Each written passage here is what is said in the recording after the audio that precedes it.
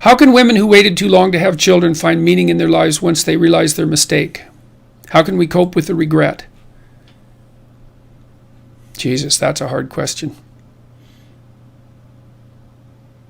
Well, there are other avenues to meaning, right? I mean, that's the first thing to realize, is that there's intimate relationship, there's familial relationships that aren't in accordance with children, there's other people that you can serve, there are other children that you can serve.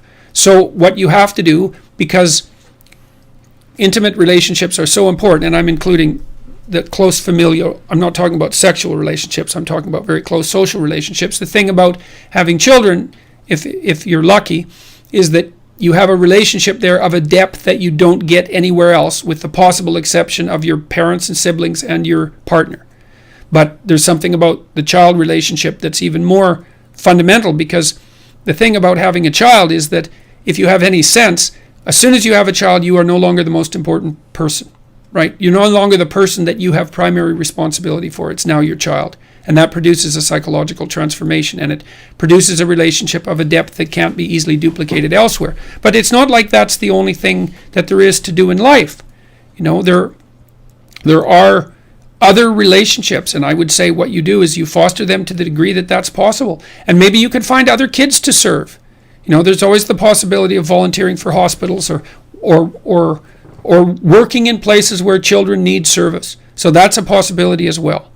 And so there are a variety of sources of meaning in people's lives, and they're not unlimited. There's career, there's education, there's what you do that's meaningfully engages you outside of work. There's your social relations, your friends, and so forth. And so maybe you have 5 legs to stand on, and you missed one because you didn't have kids, or maybe you missed 2 because kids are a big deal. But that doesn't mean the rest of them aren't accessible to you. And so you optimize your functioning along the dimensions that are left to you. And then I would also say, maybe you try to forgive yourself a little bit. It's very difficult to go through life without regrets, without making mistakes. And you can't beat yourself to death for it, because then everyone would beat themselves to death all the time. And so you think, well, I'm too soon old and too late wise, to use an old cliche. And you think, well, that's the lot of mankind. We learn things too late often, and that's too bad. And you forgive yourself because you're stupid and you don't know what you're doing, and you're unwise just like everyone else. And maybe you're somewhat capable of learning if you're careful. And then you go out and you try to foster relations and do good in the world to the degree that you can, outside of the necessity of children.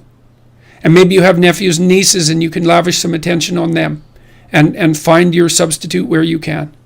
But I would say to forgive yourself is a big part of that. It's like, people make mistakes, man, big mistakes. And the people that I've watched through life that have been successful, it's not like they didn't make mistakes, because everyone makes mistakes, and they do things they regret, and they miss opportunities, and it's a bloody catastrophe. But they treat themselves with some degree of mercy along with the justice. It's like, yeah, well, I screwed up there, and I'm going to try to learn, and I'm not going to do it again, but I'm not going to beat myself to death so that I can't get up again. And so you do what you can to forgive yourself.